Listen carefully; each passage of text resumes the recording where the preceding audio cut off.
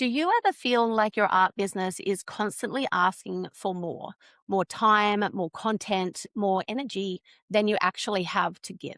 And no matter how much you do, you still end the week feeling behind. Maybe the problem isn't your discipline or your work ethic. Maybe you're trying to build a business designed for a life that you don't actually have. Today, it's just you and me for a solo episode talking about how to build an art business around your real life without giving up on the dream. This is episode 122 of the Paint, Rest, Repeat podcast.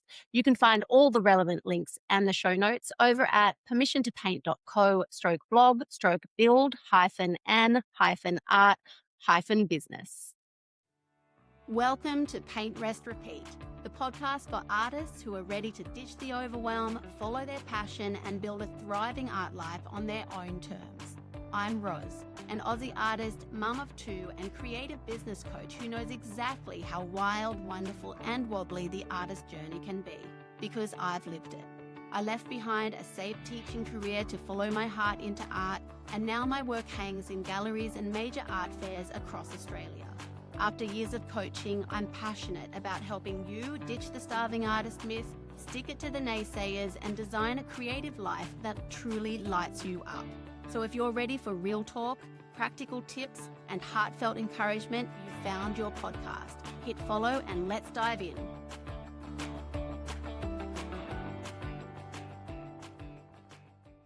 Let's be real here. Building an art business doesn't happen in a silo. The rest of life doesn't politely step aside while we create, market, and sell our work. Whether it's children or paid work, caring responsibilities, health, relationships, or simply needing time to rest, we are building around real life. Now, what that looks like is something sustainable, something that suits our actual lifestyle, something that leaves room for our art, our ambitions, and the rest of our lives, rather than leaving us permanently drained or feeling constantly behind. Because let's face it, we are constantly exposed to content that makes us feel less than. The algorithm loves to show us artists who appear to be further ahead, more followers, more sales, and a beautifully polished version of their life. And it is easy to start to expect that of yourself too. You might start to think that you need to achieve the same results in order to reach success in inverted commas. The logical part of your brain knows that those posts don't show you the full picture, the support they have, how long they've been building, what they've sacrificed, or what might be happening behind the scenes. But emotionally, it can still get under your skin and can leave you feeling like you're failing, like your specific scenario is holding you back from your dreams. If this is relatable, you are not alone. I hear it all the time. And the truth is, one of the biggest challenges when growing an art business is managing the expectations that we put on ourselves. We need to keep working towards our dream while being honest about our current capacity. The sweet spot is ambition grounded in reality. And that is one of the key ingredients in building an art business that actually feels good to run, which is exactly what I want for you. The question today, when it comes down to it, is can you build an art business around all the rest? And the answer is 100% yes. Of course you can. One of the greatest perks of having your own business is that you get to design it around your life. You call the shots. You can build a business largely within school hours, choose not to attend markets or focus on a smaller number of income streams. That might affect how quickly you grow, but it doesn't make the business or you less valid. As I'm sure you realize, the issue isn't usually a lack of ambition. It's trying to follow a business model built for someone else's life. When the strategy doesn't fit your capacity, you naturally struggle to stay consistent. Then you assume the problem is your motivation, your discipline, or commitment. But often the problem isn't you. The problem is the plan. A sustainable art business begins by designing a way of working that you can realistically continue. So today, I'm going to share 4 practical principles to help you build an art business that works with your real capacity, not against it. The first principle is to start with your real capacity. So don't create a business plan for an imaginary version of yourself who has uninterrupted days, endless energy, and no one asking what's for dinner.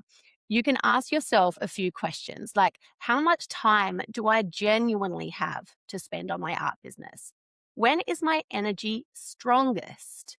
What am I not willing to sacrifice in order to grow? And what season of life am I in right now? And just a little note here about time. Two artists might actually both have 5 available hours, but those 5 hours aren't necessarily equal. One person might have 5 clear, energetic hours, and another might have 5 interrupted hours after a full day of paid work. Your plan needs to account for the quality of the capacity that you have, not just the number on the clock. Principle number 2 is to choose your business model deliberately. Selling art does not have to mean markets every weekend. It does not have to mean daily social media or constant art collection releases. You might instead build your art business around galleries and stockists, or online releases, or commissions, or prints and products, or workshops or teaching. You might even build your art business around licensing or a small number of higher value originals. The goal isn't to do everything, as tempting as it may be, is to choose a model that fits both your goals and your reality. For example, I've got 3 examples for you. So, for example, there is the artist with young children. She works largely within school hours. She might decide to focus on creating a small body of originals and approaching galleries rather than committing to weekend markets that would take her away from her family time. Then there is the artist with a full time job who might choose one evening for creating and one short weekend block for marketing rather than expecting themselves to post every day and release new work every single month. And then there is the artist with unpredictable health or energy. This artist might choose income streams that allow more flexibility. She might prepare content during higher energy periods and work with broader timelines rather than fixed weekly output.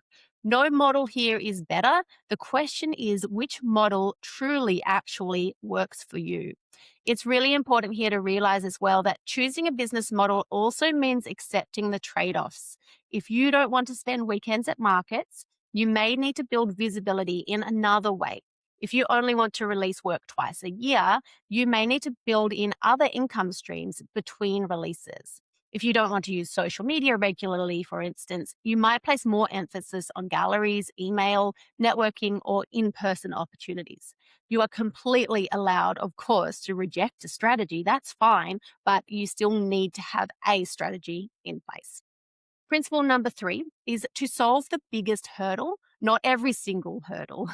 Artists often spread 5 available hours across creating, posting, tweaking their website, researching galleries, packaging prints, and learning a whole other social media platform. Instead, identify your biggest current hurdle.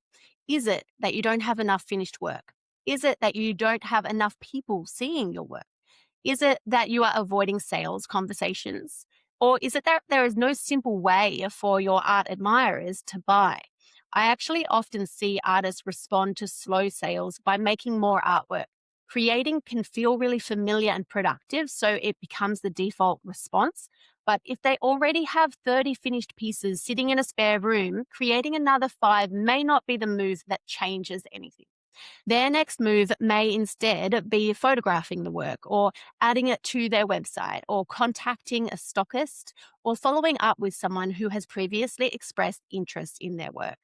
Just make sure that your next move addresses your biggest hurdle, whatever that is at this point in time. And if you're listening to this thinking, that makes sense, but I honestly don't know what my biggest hurdle is, I have created a free guide to help you work that out. It's called The Real Life Artist Guide to Your Next Art Biz Move, and I'll tell you a little bit more about it at the end. You'll find the link in the show notes too. All right, back to the principles. This is principle number 4, which is to repeat small, useful actions. A sustainable business is rarely built through one enormous burst of effort. It grows through actions you can repeat without resenting your art or exhausting yourself. Now, here's a practical activity to do. If you have a few minutes, you don't even need a pen or a paper for this. You can just think this through. It's a bit of a question here. Are you ready? If you only had 5 hours for your art business this week, What would genuinely move it forward?